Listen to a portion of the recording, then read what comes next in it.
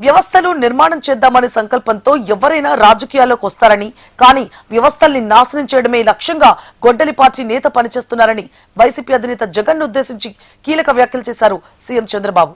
AP సెక్రటేరియట్లో అందుబాటులో ఉన్న నేతలతో సమావేశమైన ఆయన తాజా రాజకీయ పరిణామాలపై చర్చించారు. సిద్దిరి అప్పలరాజును పరామర్శించేందుకు రేపు జగన్ జైలుకు వెళుతున్న విషయాన్ని సీఎం దృష్టికి తీసుకెళ్లారు నేతలు.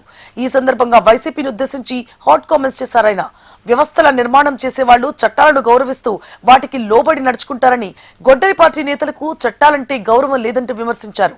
గొర్రెల కాపరి చనిపోతే సాక్ష్యాలు తారుమారు చేసి ఇంకొకరి జీవితాన్ని బలిచేద్దామనుకున్న వారిని పరామర్శించి సమాజానికి ఏం మెసేజ్ ఇద్దామనుకుంటున్నారని ప్రశ్నించారు. కారు చక్రాల కింద వ్యక్తి నలిగిపోతే కనీసం ఆసుపత్రికి తీసుకెళ్దామనే మానవత్వం కూడా గొడ్డలి పార్టీ అధినేతకు లేదని మండిపడ్డారు సీఎం.